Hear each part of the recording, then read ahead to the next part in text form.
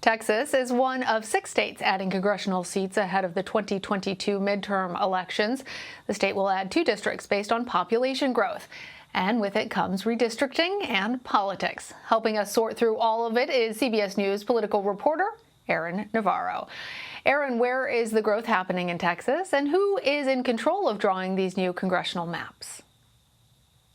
So the growth has mainly been happening in the metropolitan suburbs. So that's Dallas and Houston. And it's been fueled by minority groups coming in, as well as people from other states coming into Texas. And Republicans have total control of redistricting here. Right? Governor Greg Abbott called a special session, and the Senate released their maps, or a map draft, last week. Well, Aaron, as you mentioned, minorities are really fueling that growth there, accounting for 95% of Texas's population growth over the last decade. Are minorities being represented in this proposal? In this proposal, they really aren't. That's been the main gripe that groups have had with this draft, the fact that the state is losing a Latino majority district, despite Latinos making up a bulk of the growth in population in Texas. Texas's 33rd, which used to be a minority majority district, loses that status. So in terms of representation of the actual people coming in and where the growth is, these maps don't necessarily represent that. Well, what more can you tell us about the new 37th and 38th districts? Given what you're saying, I have a guess, but I'll ask it anyway. Are they likely to lean Republican or Democrat?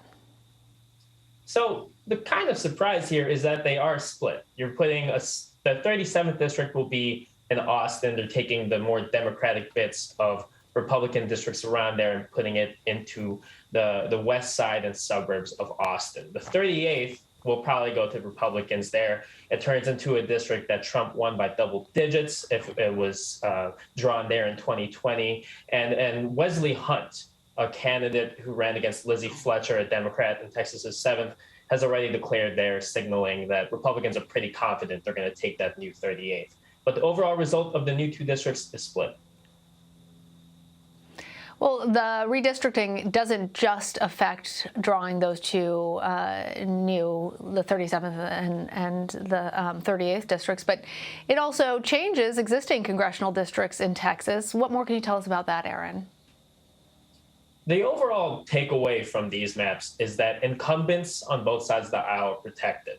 Republicans who have seen their districts turn competitive in the past decade are losing the more Democratic bits so that their seats become safe.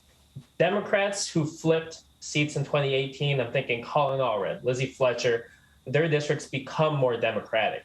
In fact, there is only 1 seat in this proposal where the margins in the 2020 presidential election are less than 5, and that's Texas's 15th. So the overall takeaway is that incumbents are protected in these maps, both sides of the aisle. So, Aaron, you mentioned that in particular, minority groups are upset about the rise in Latino population. It doesn't correspond with representation. Is anyone pushing back or taking any kind of legal action against the redrawn map? Do they have any recourse? They do. So the League of United Latin American Citizens have threatened to sue if these maps aren't changed to give Latinos more power and reflect that population growth. And Texas has seen a lawsuit ever since the Voting Rights Act of 1965. They have seen a lawsuit every decade they have drawn maps over whether they're following the Voting Rights Act, and it's representative of minority populations. The National Democratic Redistricting Committee has also criticized this draft and could likely take legal action, as they already have in Ohio. So the expectation is, even though this is a proposal, it has to pass the Senate, then pass the House, and then be signed by the governor. The expectation is legal fights are on the way. Aaron, you mentioned Ohio. Obviously, Texas isn't the only state going through redistricting right now. Where else are districts getting redrawn in a way that might have national implications? Sure. So I'll start with 2 states that already passed their congressional lines. That's Maine and Nebraska. Nebraska's 2nd district has that electoral college vote. And while there was consideration from Republicans there to split the Democratic Douglas County and make that 2nd district more Republican, it stayed a swing district. So even though it's a district that Biden won in 2020, it's represented by a Republican in Congress. In Maine, their second district, represented by Jared Golden, who flipped that seat in 2018 for Democrats, also stays competitive. Other states to watch: Colorado. They get a new congressional district after population growth. And the commission passed a map earlier this week that turns that new district, the 8th district, into a competitive one. All right, Aaron, thank you for being on the show. Good to have you. Thanks, Lana.